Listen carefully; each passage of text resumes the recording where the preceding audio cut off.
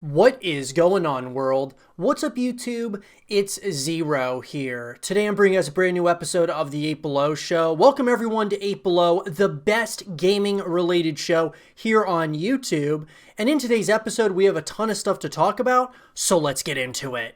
So there's been some reports that The Last of Us 2 is suffering from a significant crunch near, of course, the release of the game and such. And there's a lot of people who ended up leaving Naughty Dog who came out stating that the work conditions are terrible over at Naughty Dog and that the crunch, so to speak, which is what is happening with a lot of game developers now, where people are being pretty much overworked is what the crunch means in order to get a game released. And so I wanted to take this time, guys, to talk about not only this scenario with The Last of Us 2, but just the crunch in general when it comes to video games, and kind of give you guys like my thought process on this and kind of how I feel about it. Because I do feel that the crunch is something that's almost inevitable with any game. I mean, if you think about it, I always kind of look at the past and what other different mediums have done in the past. And so I can speak for filmmaking because I have been involved in different short films as well as feature films and have worked on a number of movies in the past. And I can tell you that there is a crunch in the filmmaking industry, just like there is in video game development. It's really no different. There is just a crunch time of when, of course, the studios have to get these movies out to the public, and like there's specific deadlines and such. And so there is a crunch in filmmaking, and there's no debate about it, guys. There's going to be times and there's going to be days and weeks, nights where you are working a significant amount of overtime and things of that nature. Now, what I'll say is that with filmmaking, it doesn't really get reported that much. I mean, sure, there might be delays. There may be some people who say, "Oh, I've been, overworked," but it's pretty rare. A lot of times you'll actually see people who love making movies are okay with the long hours. That's just part of what it is as a filmmaker. I remember, guys, I was a second assistant director on a feature film called Angel's Perch. I was actually labeled a second assistant director, but nonetheless, guys, basically, I remember with that film, and that was a lower budget film, right? I think the budget for it was maybe around $100,000, or maybe it was a little bit over that, but nonetheless, I remember there were days, guys, where we would get up at like 5 in the morning, and we weren't done shooting and filming and being on set until well into the night, 11:30, midnight, even after, 1 in the morning. And that's just what the film industry is it's just, they're grindy hours. Because here's the thing, when you look at the filmmaking industry and the amount of time that you have to make a movie, a lot of times the studio they say, look, you need to get this done in 30 days. You got to get this film done in 60 days, 90 days, however many days it might be. So there is crunch on an every single day basis, especially if you're delayed by a day or something. Like, you're going to shoot a scene that is supposed to be really sunny out, but it ends up being really rainy. You have to be consistently shifting what your schedule is doing. So what I'm saying here is, guys, is that there is a crunch in filmmaking, but it never really gets reported. Now, with the video game industry, because the industry is newer, we are starting to see a lot of people complaining about the crunch. Now, look, if you love making video games and that's your job, you should embrace even the crunch, even though it got labeled that. It's one of those things. As long as you're getting paid the overtime, sure, I understand if like you haven't slept in days and all of that. I get that, but there's gonna be days, guys, in the gaming industry, just like the film industry. You're getting up at 4, 5 in the morning. You won't get done until 11:30, 12, 1, 2 in the morning. There's gonna be days like that, okay? And you just gotta accept it for what it is. And look, I think that once people start realizing that all of these like worlds are gonna kind of collide somewhat or another, That being like the gaming industry, the filmmaking industry, all of these industries, I think, because the game development and video games just in general are newer than that of movies, we're just not there yet. It's kind of like we're trying to get a structure there. I remember with Grand Theft Auto 5, that some of the actors or the voice actors and actresses were trying to get paid royalties for their work essentially within the game. And then Rockstar was basically was kind of pushing back on it, saying that we're just not there yet as far as royalties and all that stuff goes with actors and actresses who are voice acting in video games. And I think the industry is starting to get a little bit better, because if you're doing voice acting in a film, you're going to be getting royalties for pretty much for forever, right? From that movie if it's generating revenues. The same should be said for that of video games. And so there was like these, just all in all, there's things that the video game industry is behind on. And the crunch is one of those things. This is just a normal thing that's going to be happening. The one thing I will say about what bothers me the most, more than the crunch, because I understand the crunch from a filmmaking perspective. I've never done it in a game development standpoint. But from a filmmaking standpoint, I've done it quite a bit. And I can tell you, sure, it's grueling hours, but you love and you're so passionate about that. Like, you're so passionate about filmmaking, or you're so passionate, I can assume, about game development, that either way you look at it, guys, you're passionate about it. It's like, look, I'm getting paid to do this. I'm getting paid to do what I absolutely love to do. Sure, there's gonna be a grind. It's a real grind to get some of these games out, to get these movies out. You just have to accept it for what it is. And that's at the end of the day, that's what I really think. Now, game development, sure, I'm sure it's different than that of filmmaking, obviously, but I don't know. I can see kind of, when you look at like the behind the scenes of game development, and you kind of see there's certain aspects to it that are similar to filmmaking, in my personal opinion. So anyway, all in all, guys, the things that bother me though about game development are when a video game or a game developer says, we have to delay this. We give you a date, it's going to come out April 2nd, and it's not going to come out actually. We have to delay it until later in September because it's just not ready yet. There's a couple of things there. Number one is, do you really see that much in filmmaking? Like, when they give you a date in filmmaking, they give you a date in the film industry, like Star Wars or something. They say, look, this movie is coming out on, December 31st. It's coming out this day, no matter what. You don't really see Star Wars getting delayed, right? And The Last of Us, we could probably agree that it's not really Star Wars, right? But it's a juggernaut of a franchise in video gaming, kind of like Star Wars is in filmmaking. So what I'm getting at here, guys, is that I just don't think it's acceptable for a game to be delayed and such in a way that how normal it's becoming. I think when you say, don't tell us that there's going to be, when the game is coming out, if you're not 100% sure that you're going to be able to stick to that deadline.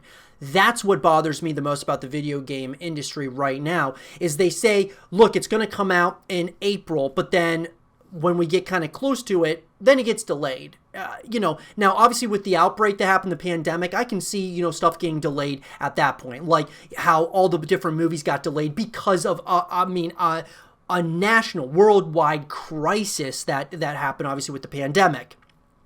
But if it's not something like that, and it's just, you as a game developer can't really see that, oh, this is actually going to take us longer, just don't give us the date until it's ready to go. And I know that there has to be dates and such in place with like the publisher, that being Sony and such, but I just think that we as a gaming community, we are expecting, just when you give us a date, we want to stick by that, unless it's something that is, completely out of the ordinary, to say the least, with like a pandemic. That's just my personal opinion, guys. That's what bothers me more than the crunch, because I understand the crunch from a filmmaking perspective, but you don't hear about it because filmmaking's been around for so long. You'll hear some people say, oh, well, that set was terrible to be on. There was a lot of toxic people and such, but you don't really hear them coming out and say, oh, you know what, that film, it took us, I mean, I didn't get sleep for 3 weeks, and it was it was just a horrific experience and such. You don't really hear that much. It's usually, this is what we do as filmmakers. You are going to be working long hours. You might be getting paid. You might not even be getting paid that much. I remember some of the movies that I've worked on in the past, I didn't get paid for, but I did for the experience. I did because I loved the industry. Same thing can be said for game development, guys. That's just my personal opinion. I want to hear yours, though. In the comment section below, guys, what do you guys think of the crunch as far as from a video game perspective? And what do you guys think about it compared to, like, the filmmaking industry? Let me know what you guys think in the comment section below. And for more Last of Us 2 content and videos, stay here with Zero TV. You guys know that sometimes on the YouTube channel, we kind of go off on a limb on certain topics and different ideas that I will have in my mind. And some of you guys actually give me some of the ideas to talk about in videos that are pretty unlikely to happen in upcoming games or future game ideas and such. But I love talking about them nonetheless because it gets us all talking about stuff. And in this topic of the show, guys, I want to talk about Ghost of Tsushima and a thought that I had about this game. Sucker Punch are the developers of the game, and they are the creators of the Infamous franchise, which, by the way, Infamous is a game that I thought was really well done. Now, I'll say this. The first couple Infamous games I thought were really good, and then it kind of got a little bit it got not really oversaturated, but it felt like it kind of lost its touch from the first 2 games. What I'm going to say, guys, and the idea I want to propose is in Ghost of Tsushima, does Ghost of Tsushima tie, as far as the story goes, does the story of Ghost of Tsushima tie into the Infamous franchise? So let's talk about it, guys. Here's what I want to say about it.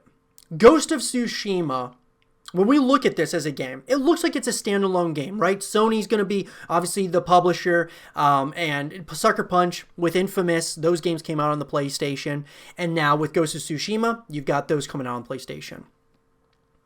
Now hear me out. When I say in the same franchise, I'm kind of thinking, the idea that comes to my mind is, okay, what does Infamous, if you guys remember Infamous, what did that game remind you of? For me, it reminded me of a couple of games. Number one, it reminded me of Prototype. When Prototype came out, I don't remember if you guys remember Prototype, but that was just like almost like a larger-than-life game. I thought Prototype was awesome, at least the first one. Then the second one was a significant downturn. But Infamous was kind of like that, kind of had that kind of feel, had different abilities and such. What else is Infamous like? To me, it's like Assassin's Creed. And Assassin's Creed, guys, is obviously, all these games are kind of like within that same kind of, open world kind of scope. And one, though, has like abilities where your characters have abilities, whereas with like Assassin's Creed, it was more like had a very intriguing psychological story to it. What I'm getting at here, guys, is couldn't Ghost of Tsushima like take a page out of Assassin's Creed book? And that be like, having some real psychological twists and turns in that game, where it actually is a part of the Infamous franchise in one way, shape, or form. We know with Assassin's Creed, guys, number of times in those games where you're coming in and out of the Animus, right? You're coming back into the real world, and then you're going back in time. Well, with Infamous, I'm not saying that you're getting into an Animus, or you're doing something like that where you're going back in time, but what I'm saying is that, is it possible that Sucker Punch could be merging these 2 worlds together, that being that of Ghost of Tsushima and Infamous, in a way we don't see coming? Now, it's highly unlikely, and that's why I said sometimes guys on the YouTube channel, we go off on a limb here, and we just kind of try to get conversation going, because Sucker Punch, obviously their last titles were the Infamous games. And I love those games, and I've even talked about here on the YouTube channel about the future of Infamous, how we would love to see the continuation of it. Ghost of Tsushima is a game that very well will be most likely a well-renowned game that people are absolutely going to love. I have no doubt in my mind, at least, that it's going to be a game people absolutely love. Like, I mean, the graphics are incredible. The story looks very engaging. But what if there are some twists and turns that we don't see coming? That being like, somehow, some way, this is tied into Infamous. Now, you would have to go kind of the Assassin's Creed route, most likely, somewhere along those lines where you're kind of merging worlds and things of that nature. But do not put it past Sucker Punch to really throw some curveballs in this new franchise, which we don't even know if it's going to be a new franchise. It's a new IP at this point, but could Ghost of Tsushima have multiple games similar to like what Infamous had? And I'm not saying, guys, I mean, we don't really see it much in video games where you have worlds colliding and you know, so on and so forth. Like, you don't really, I've always thought like something that would be really cool would be, you know, like a game developer that owns, you know, a couple of different IPs, kind of merging all those worlds. I mean, like you look at, you know, what Nintendo has done where they've put like all those different characters into, you know, Smash, right? Super Smash Brothers, and you've got, you know, all these other games, right, that you have characters that you're able to play as, like with like Mortal Kombat. A lot of the fighting games do it, obviously, but I'm just like thinking, man, this would be so cool if Ghost of Tsushima was, you know, somehow tied into Infamous in one way or another, like The Last of Us being tied into Uncharted. I mean, would that not? Sure, it sounds very far-fetched, and a lot of people love having, you know, there's boundaries here. You don't cross these boundaries. You want to like kind of stay within the same, you know, universe. You don't want to start going outside of it and start kind of introducing those things. But I don't know, guys. I think that it's kind of something to talk about. I always thought like a horror cinematic universe, like where you had like Saw meets, you know, Friday the 13th meets, you know, Halloween, like something like that would be really cool. Kind of like what they've done with Dead by Daylight, having all these different characters in it. Why couldn't they? See, with video games, the imagination runs wild and there's so many different things that you could do. All I'm saying is, does the story tie in to Infamous? I'm going to say no. I mean, I don't think this is what's going to happen, guys. I don't think that's what the direction they're going in. I don't think Sucker Punch would be plunging that much into this where they're really going to start introducing maybe, you know, they'll introduce like a character near the end of the game or something from Infamous, or they're going to, you know, have like kind of flashbacks and things of that nature, or flash forwards. I don't think they're going to do this, but I find it very interesting to talk about things like this because you just never know what a developer is thinking in the back of their minds. Like, you know, because, yeah, sure, Sucker Punch has said, okay, we've moved on from Infamous. We're not saying that we would never come back to it, but we've moved on at the time being to Ghost of Tsushima. They've got Infamous in the back of their mind. That's coming out of their mouth as Infamous is coming out of their mouth. I don't know.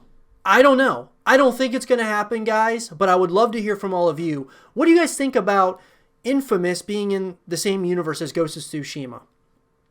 Or something of that nature, somewhat like an Assassin's Creed or something like that. Could it be? Could we have something like that? And what do you guys think of games doing things like that, where they just throw major curveballs and like just have massive plot twists that you don't see coming? Let me know what you guys think in the comment section below. And for more Ghost of Tsushima content and videos, stay here with Zero TV.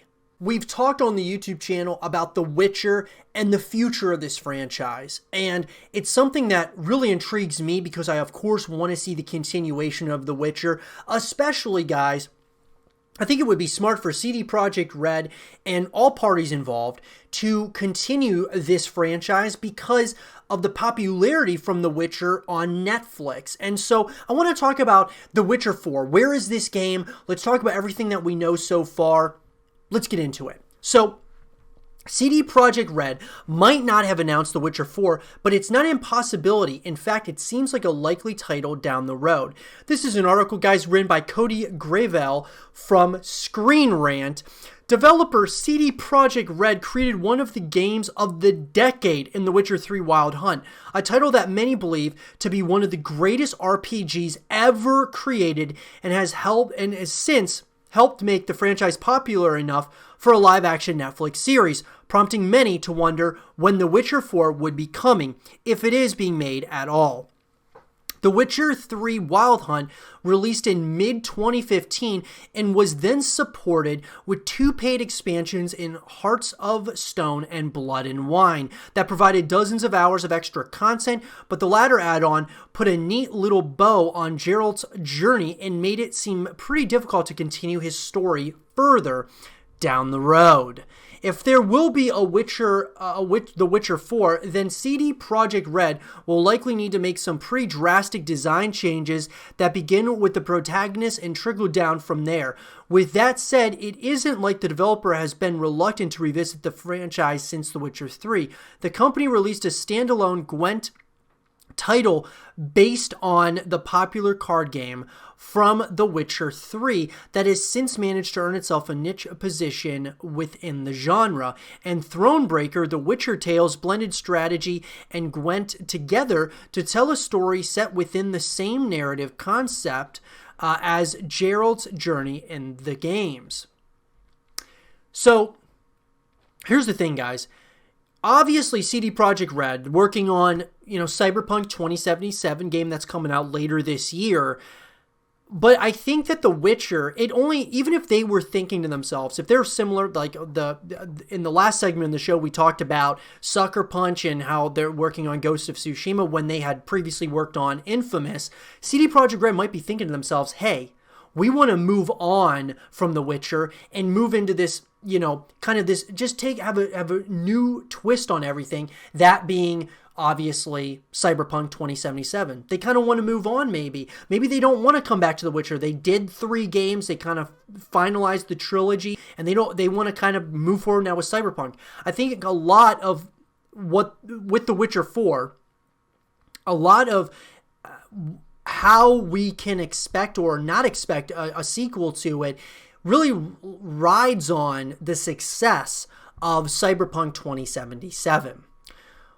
With the Netflix's The Witcher adaptation drawing even more eyeballs to the universe it's set in, it's a good time for CD Projekt Red to begin thinking about what the IP's future looks like in video game form. Now, obviously, guys, The Witcher 4 isn't happening right this moment because CD Projekt Red still has time to decide what The Witcher 4 would look like. However, as the developer is still shoring up the last few details of Cyberpunk 2077, the game it will be releasing in 2020, CD Projekt Red's focus is on Cyberpunk, but that didn't stop the company from shedding some light on how it views itself moving forward. During a meeting earlier this year, the studio revealed that it considers itself a 2 IP developer. Cyberpunk has been tagged as a lucrative prospect that will get future iterations, and The Witcher has already proven itself as a hot commodity. Given that designation, it only makes sense that CD Projekt Red will eventually create The Witcher 4, as it can't keep making spin-offs centered around Gwent forever. So this is true. I would say, guys, that one thing that's very interesting to me is that we're going to get multiple Cyberpunk games, and so they're going to kind of go back and forth. What would be interesting is if CD Projekt Red becomes similar to like a Rockstar Games, where they work on like a few different IPs at any given time. Like, so right now, Rockstar's probably working on GTA 6, and then obviously maybe a Max Payne 4, and then an LA Noire 2, a Red Dead Redemption 4, Bully 2, so on and so forth. CD Projekt Red has The Witcher, and now Cyberpunk. And will they go back and forth between those two and maybe make a new IP after that? It'll be really interesting to say the least. But I think, guys, what we can definitely say at this very point is that The Witcher 4 is definitely within CD Projekt Red's minds and something that they're definitely thinking about revisiting at some point in the future. But where are they going to go with the story? I feel like there's a lot of different directions that they might be able to take with The Witcher, even though, Geralt's story might have been told and finalized. I think that they've made 3, Witcher games based kind of around Geralt.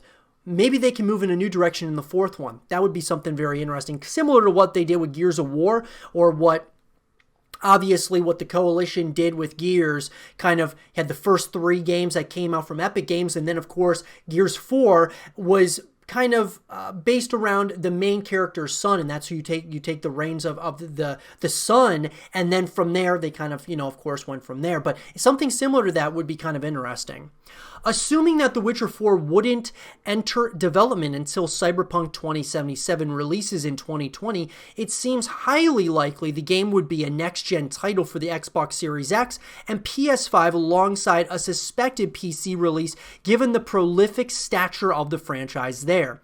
The turnaround from when Cyberpunk 2077 entered development to when it will be released is murky. It was started at some point towards the end of The Witcher 3's development and had a small team working on it before things ramped up. But the rough historical precedent would suggest something like 5 years. That's obviously dependent on how much CD Projekt Red has grown since then, how developing for new technology goes, and many other factors. But those hoping for The Witcher 4 soon should temper expectations significantly, given the amount of polish CD Projekt Red tends to put on each of its flagship games. It'll be a long ways off yet. So I agree with this.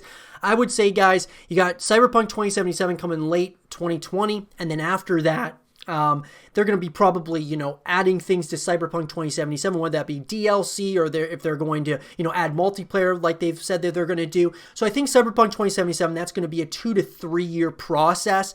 And then within that 2 to 3 years, they're probably going to start working on concepts for The Witcher 4, and I would say that we're probably not going to see the game for another maybe 3 years after that. So we're talking, probably quite some time until we would see a future title in the Witcher series. Now, the biggest question fans have about The Witcher 4 is what will happen in its story. Geralt's story wrapped up pretty nicely in The Witcher 3 Wild Hunt's Blood and Wine expansion, so it would seem CD Projekt Red needs to find a new protagonist to carry on the story. Luckily, there's one tailor-made to inherit Geralt's adventures while adding new dynamic combat to the series as well. Ciri is actually playable in The Witcher 3 Wild Hunt occasionally already, where her ability to teleport between locations makes her incredibly fun. The Witcher 4 story could easily follow her exploits, as in one of the endings of The Witcher 3, she inherits Geralt's mantle as a Witcher. Someone needs to succeed Geralt in his monster-slaying duties, and there would be few more qualified than Ciri. So I would love this. I think that this would be an interesting take on it. However, I'm a little bit hesitant with The Witcher 4 going in that direction. I feel like they need to have say The Witcher 4 would be, in my opinion, like Geralt's last go-around, and then he passes the torch over to Ciri or someone else. I think people would be more accepting of that. I mean, this is a good idea, but I think that Geralt needs to be in one more title before they move onwards from him, and then from that point onward, he would be like a side character, or he would just go to retire. But I would love to hear from you guys about this. Who do you guys think should take the reins from Geralt if that's the direction CD Projekt Red decides to go? Do you think Ciri? Do you think someone else? Let me know what you guys think in the comment section below. And for more The Witcher 4 content and videos, stay here with Zero TV. Gears of War has had so many peaks and valleys within, the time that it's released and such. And I want to talk about, guys, the future of Gears here a little bit, which we've talked about a lot on the YouTube channel. You guys can see a lot of the YouTube videos that I've made about Gears of War. And one thing I want to talk about, and more so than anything, I want to get a conversation going with all of you guys as to how you all think the Coalition should improve the franchise or improve moving into Gears of War 6 or Gears 6. So let's talk about it. So guys, we know what the Coalition has kind of done right, and what they've done wrong, and what they can maybe do better moving forward is kind of a big question mark, but I think they're moving in the right direction. Let me just tell you guys something. I think that the amount of hate that the Coalition is getting, I've said this on a number of occasions, is absolutely unjust in my personal opinion. But in Gears 6, I would love to see the Coalition, what they could maybe even do better than what happened with Gears 5, is they could make it a full-blown open world campaign. Not semi-open world, open world. Like just completely open world. I think that would be a huge step in the right direction for Gears of War. Number 2, I would say that kind of maybe moving back to JD Phoenix or Marcus Phoenix instead of playing Kate Diaz as the main character. I think I would like that a lot. Only because, guys, not that I don't like Kate Diaz. I think she is an absolute badass character. I just think that I would like to play as Marcus one more time, you know, in more of a more current Gears of War title. And I think JD is a really good character as well. I don't like really the character development that they had with him in Gears 5. I thought that he just kind of came off as a total douchebag, and I did not like where they took JD's character. So I'd like to see him kind of get a redemption story in Gears 6, and I would like to be able to play as Marcus. And not that we can't come back to Kate Diaz, but I just don't know if it's her time quite yet, in my opinion. But that being said, I think Gears 6 could obviously, between open world and getting, of course, you know, Marcus, as far as him being the main playable character, I think that would be great. And then, of course, making it a redemption story for JD. The other thing with the Gears 5 story that I liked but didn't like, I was kind of on the fence with, were some of the decisions that you made in the game. Like in previous Gears of War games, we've always had decisions like, do you want to go down the left path? Do you want to go down the right path? But within Gears 5, it was more, who do you want to kill or who do you want to save? And I like that concept, but man, it really ups the stakes so much. And you kind of wonder, do you really want to be having those types of options? I think it's probably a good thing. I'd like to see them maybe explore it some more. But I'm still kind of on the fence with having those types of significant options. Let me know what you guys think about that in the comment section below. But the campaign is, the big thing with the campaign, I think having, obviously, an open world is very important so that you can just continue to come back to the franchise or come back to just the story mode and just, you know, explore. Have a lot of different side missions and things of that nature to really keep you continuing to come back to the game. I think the next thing, guys, in my opinion, is within the campaign, having the stakes be a little bit higher as far as not so much, you know, like the world's going to end if you don't stop this, but having a lot of like different villains, similar to like General Rom. I think that kind of ups the stakes of certain areas, right? And it makes it feel more, it feels so much more immersive. And like having those boss battles, which you had some boss battles, obviously, in Gears 5, and you have them in each of the Gears War games. But I kind of want to go back to the roots, kind of like, not necessarily having huge bosses is what is going to kind of get you extremely excited. Let's put it that way. I think what I actually enjoyed more was having, you know, bosses that were kind of maybe a little bit bigger than your character, but still like very tough and difficult to beat. And that would be like General Rom. I'd like to see more of that moving into the next game, into Gear 6. Instead of having so many of the big, huge boss fights that you would have. I like that, and I like having, you know, maybe one of those each game, but I more so want to have, you know, kind of those close quarters, but very much so feels way more realistic or more, you know, intimate almost between yourself and that enemy that you're trying to take down or the boss that you're trying to take down. So that'd be the next thing. Moving on to the multiplayer. I think multiplayer is moving in a great direction. Obviously, consistently updating the multiplayer I think would be great. I think free-to-play multiplayer would be huge for Gears of War. I think making Gears of War free-to-play would be a huge step for Microsoft as well as the Coalition in really taking that next step to becoming a juggernaut of a franchise. I really do. I think free-to-play is the future of gaming for a lot of games at least, and I think that for Gears of War that would be a great move for the Coalition. But the multiplayer overall, I like the direction they're going in. I obviously didn't like, all of the different, having cosmetics and stuff are really great, but I want more like earnable items. I thought that obviously the rank up system was really not good as far as like what the re-up rewards were, as well as what the icons or the emblems. I thought those were like the worst in probably the entirety of Gears of War.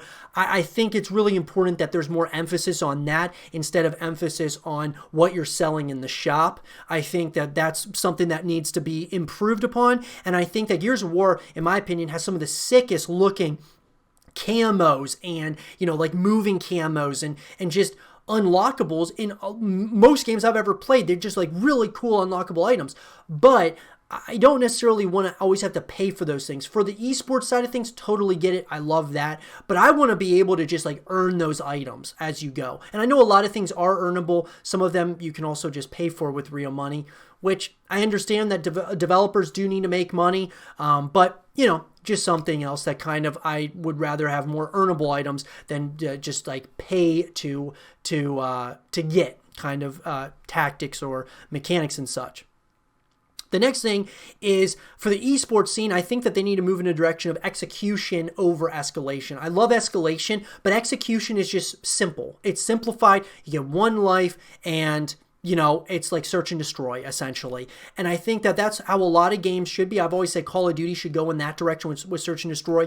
CSGO, obviously one of the most popular, if not the most popular first-person shooter out there. It's a search and destroy type of, kind of game mode where you get one life and that's it each round. And I think execution should be the direction that they go in for the esports scene in Gears of War and with Gear 6. As far as Horde mode goes, I think that they should continue just, kind of keeping it the way it is. I mean, maybe update a few things, but I love Horde mode as a whole. I think that they're consistently kind of adding things to it, but it's just a great game mode. I love it, and I think that they're doing a really good job with Horde. Let's put it that way. As far as, some of my complaints from Gears 4 was there was too many like robots and stuff that you were fighting against in the campaign, as well as like kind of like in the Horde mode. In Gears 5, it feels like they kind of brought it back to like the Locust Horde, which I think is really good. So continue onwards with the Locust Horde, not so much the robots. If you have the robots, that's fine, but I think having the Locust Horde as your main villains is the best thing. And then as far as escape mode was a really cool mode, but I would love to see Beast mode come back, which is where you would play as the Locust Horde kind of in a Horde-based mode, but you would play as one of the different characters as far as one of like the Cantus or the Tickers or, some of those other Locust characters, and you would go after the humans. And I love that concept. It kind of just keeps you coming back, guys. That's the whole point of having a full package deal when you're playing a game like Gears of War. Here's the thing though, guys, there's so much complaining, so much negativity around this game. All in all, we don't even know if Gear 6 is going to be something that comes out, even though it's been confirmed by Rod Ferguson before he left to go to Blizzard. Gear 6 and Gear 7 were both confirmed by him, as well as a Gears of War movie. But the thing is, there's so much negativity around this franchise, around really Gears 5 as a whole right now, that I just don't know. We've got to be, we have got, as a community, to come together and, obviously, tone it down somewhat. I mean, as far as like just the negativity around Gears of War is just, it's unprecedented in my opinion, and it's so unjust. I understand getting upset about certain things within the game, but just the amount of backlash that the Coalition has gotten, I just don't know, guys. I'm hoping that doesn't affect future games in the franchise. I know the Gears 5 sold very well, but there's no guarantees when it comes to this kind of stuff. And with games like Outriders, which is going to be coming out here in the near future this year, that's another game that could start taking, players away, because that was a game and that's a developer that made Gears of War Judgment. And so, look, I mean, there is a significant amount of people that are on edge, and content creators and streamers who are trying to continue building the Gears of War scene, but there's so much negativity that it's hurting the whole scene as a whole. And at some point or another, there's going to be a breaking point. People are just going to scatter to other games. And it's unfortunate because Gears of War as a whole is a full package deal. When you spend $60 on that game, you're getting a campaign, really well, fleshed out campaign like Gears 5, which is semi-open world. You're getting a multiplayer, which is very good. I think it's one of the best in the entire franchise. Then on top of that, you're getting, of course, escape mode. You're getting horde mode, which are great modes. And, the developers are updating things. Sure, there's going to be issues here and there, but the fact of the matter is that they are working on stuff. Just stop so much negativity. We've got to be more positive. We want to see the continuation of this franchise. I'm just telling everyone that because there's going to be a breaking point if it continues. So let's just work together, guys. Support your favorite streamers. Support your favorite content creators. If you are a streamer or content creator and you love Gears of War, stream it. Make content around it. There is a following around this game. So just keep doing it. I'm trying to do my part. You all do your part in trying to build this franchise up. And let me know what you guys think in the comment section below as to what the Coalition can do better moving forward with Gears 6. Let me know what you guys think. I would love to have a conversation about it. And for more Gears 6 content and videos, stay here with Zero TV. And with that being said, everyone, I hope you guys did enjoy this episode of the 8 Below Show. And if you guys did, leave a thumbs up, subscribe if you're new, stay positive, and as always, I'll talk to you guys all in the next one. Peace.